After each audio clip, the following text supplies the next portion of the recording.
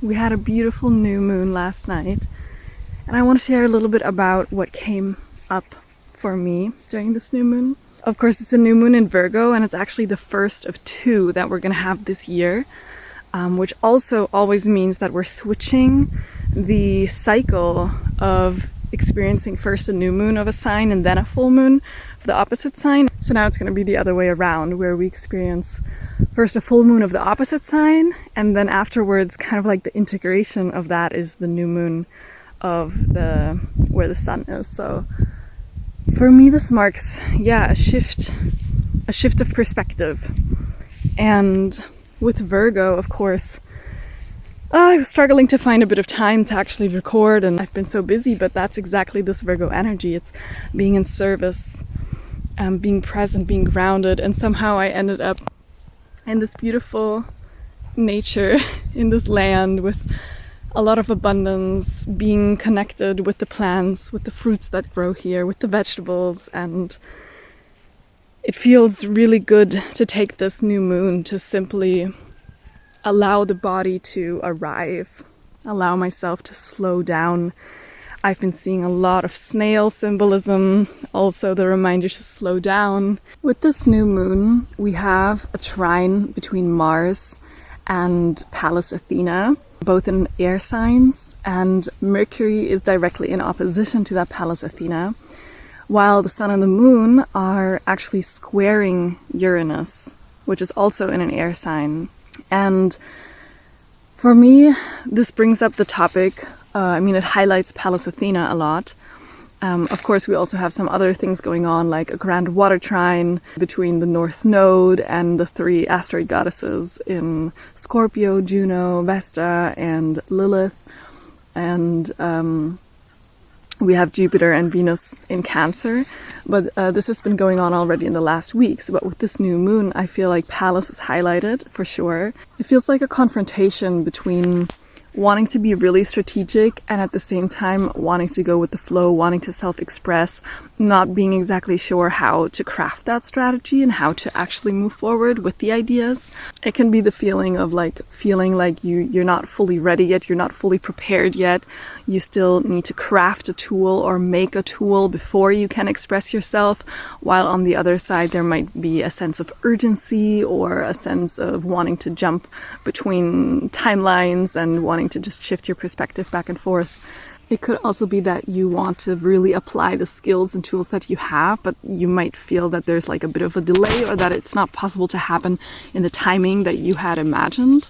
So it can be a little bit of like a scratch on the ego. It can lower the confidence. And so I think it's important to just remember always that there's so many aspects going on right now, but everything is always in perfect order, in divine alignment. And what we can do to support ourselves through these processes is to, first of all, sit down and have a look at it and understand it, or just sit down and feel it, and use the intuition to be guided through this process. But ultimately to find what perspective motivates you to feel like life is actually moving and you do have the ability to do something, to be active, to not get yourself stuck in a passive role, in a passive state where you're waiting and you just feel like life is happening to you. But how can you actually pull yourself out of that and remember that you are life happening. You are life happening. So Mercury and Pallas Athena are actually also square to those three placements in Scorpio, Lilith, Juno, and Vesta. And I feel that this really brings us a clash because we're really craving those solutions. We're craving also the strategic action. With Mars and Libra, we're really wanting to be super diplomatic right now and just also move forwards and create some balance. But we can't do that right now if we're not addressing all of that powerful energy in Scorpio that is really asking us to be honest, to dive deep. It's right now feeling all of the things that are being kept secret, and ultimately we can't find strategic diplomatic solutions if we don't understand how to alchemize and transmute our emotions around a topic, because otherwise we're just going to keep spiraling into different phrasings of solutions that are very much just Mercury communicating, talking about itself, about Leo, and not a true actual change in perspective that comes first from the emotional experience that you have about something. I feel like there's a huge awareness right now awakened about the topic of water, and with that North Node and the big trine, also the understanding of the importance of water. And this is both physical water on Earth, that is really being polluted, and that with a lot of new AI technology, we're really tapping into the water resources. Water is being redirected, and we have to remember that with all of the new technology and the digital tools that we're using, they're still completely connected to the physical world. It's not something that exists outside of the physical stuff, but we're using resources to build houses for all of that information to be stored in.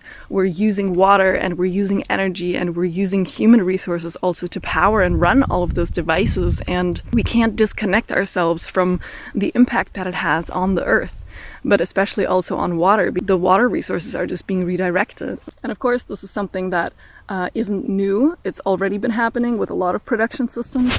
But I think what is new right now is that we have to make the connection between something that for us feels almost invisible, like it's happening in a cloud that is just kind of floating somewhere, and to make the connection that is actually connected and rooted to real life physical things and has a real life physical impact on the earth, to understand that.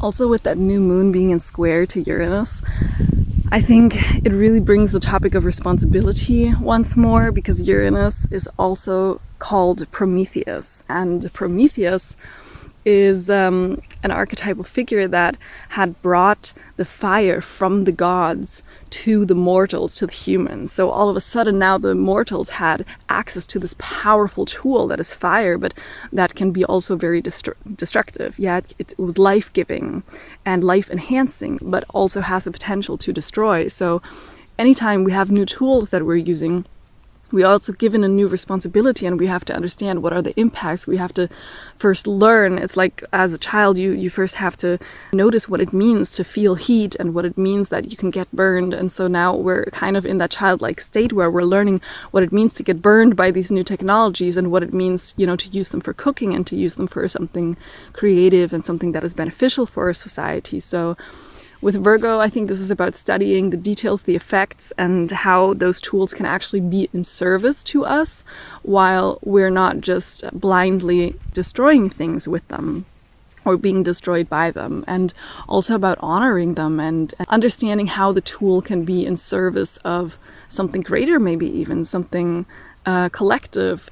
But ultimately, we need to remember how to be in awe, how to honor the abilities that are being given, and to not just take things for granted, especially the necessity for cultivating morals and ethics around that. What has actually been keeping us safe from fire? It's also understanding really how to work with it, how to use it, and being respectful with it. So I think that those are all new qualities that we're now learning how to connect them with the changes that we're seeing in the world.